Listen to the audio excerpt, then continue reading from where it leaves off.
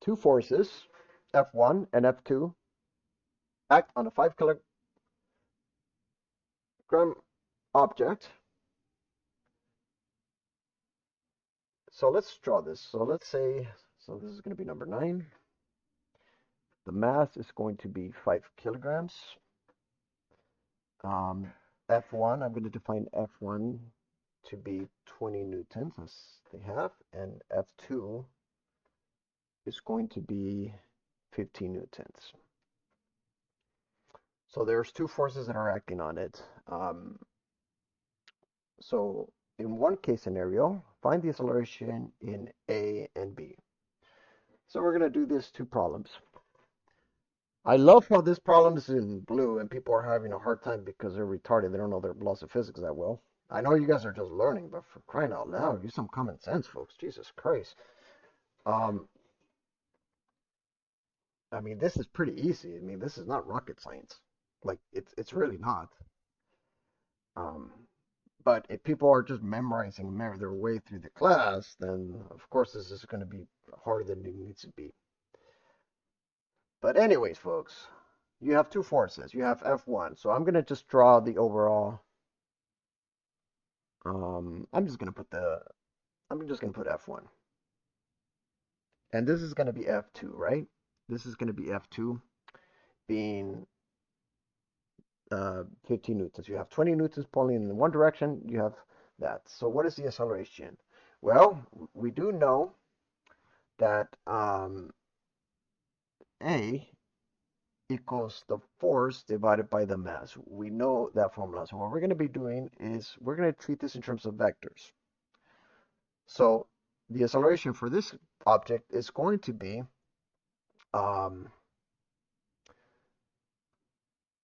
F2, which is going to be 15 newtons divided by 5 kilograms in the I hat direction, added to F2 is, oh, I messed up. This is why I like variables, variables are pretty nice. I normally just put the variables first, but whatever. 15 newtons divided by 5 kilograms in the J hat direction. That's it, folks. That's all this is. So the overall acceleration is going to be 4 newtons in the I hat direction, added to 3 newtons. Oh my god, that was a fail. In the J hat direction. All right, let's try this again. So the acceleration is going to be 20 divided by 5. That's 4 meters per second square in the I hat direction, added to 3 meters per second square in the J hat direction. There you go, beautiful. Okay, now we're done. All right. So find the acceleration of the object. So this is a 3, 4, 5 triangle. So the magnitude of the acceleration is going to be 5 meters per second square. The angle here, if you want to get the angle, get everything 10 inverse of 3/4. So that would be 36 point. Here would be 36.9 degrees. All right, we're done. So that's for this case. Now let's do the other one. So I'm just going to move that on the side. So let's do this other case. So now you have F1 and you have F2 being at some angle.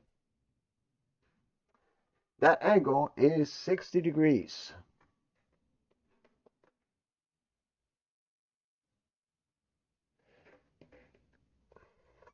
All right. So the same concept applies, folks. F equals ma. So the acceleration of the object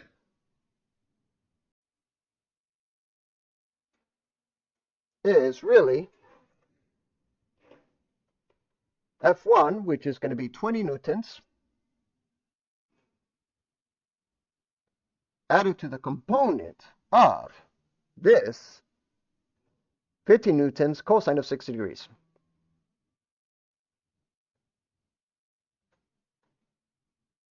There we go. Which is a half.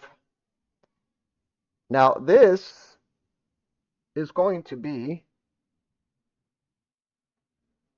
in the I-hat direction, added to the vertical component of F2, which is going to be 15 degrees, 15 newtons.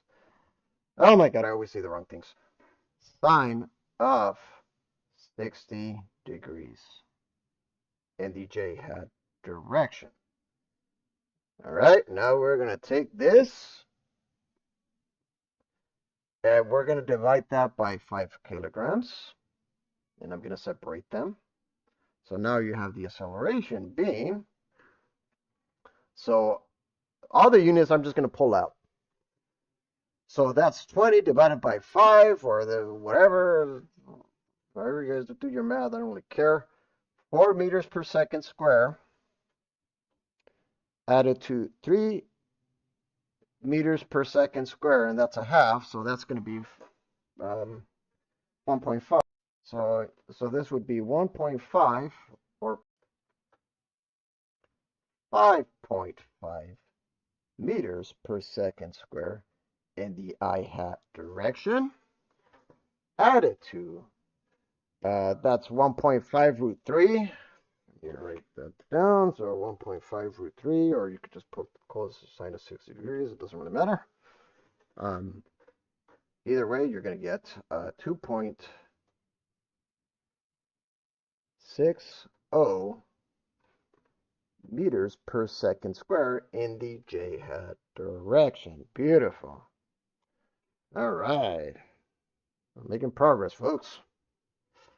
So this is the answer. Like, this is a component of the answer.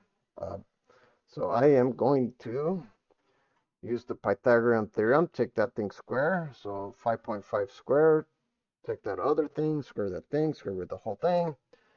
The overall acceleration for this case would be 6.08 meters per second square. And then the angle, I'm not even trying. Forget about explaining this stuff. So I'm going to take that 1.5 root 3 and I'm going to divide that by 5.5. I don't know why I'm saying this out loud. I'm not writing. I'm probably confusing you guys more than already, but whatever. Once you do your mathematics, the angle here would be 25.3 degrees. Beautiful. All right, let me confirm this. I messed up on my angle when I wrote the answer sheet, but I did put the what did I put for my components? 5.5. Whatever. I might have inverted the 3-4 meters, but anyways, the answer is right there. Anyways.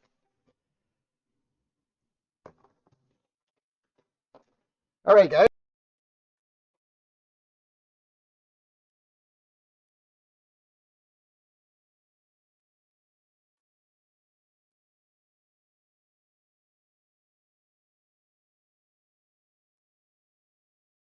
Anyways, so here's the two answers, folks. You can write this. You could put 5 meters per second square at the angle 36.9 or 6.5. I don't know if they want a component or not.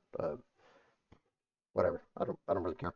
So anyways, folks, I hope this helps. So this would be 5 meters per second square at the angle of 25.3 degrees, and this would be 5 or 6.08 meters per second square at the angle of 25.3 degrees. Oh my God, that was a fail. Anyways, whatever. I don't really care. I hope you guys enjoy. Let me know in the comment sections, and all right.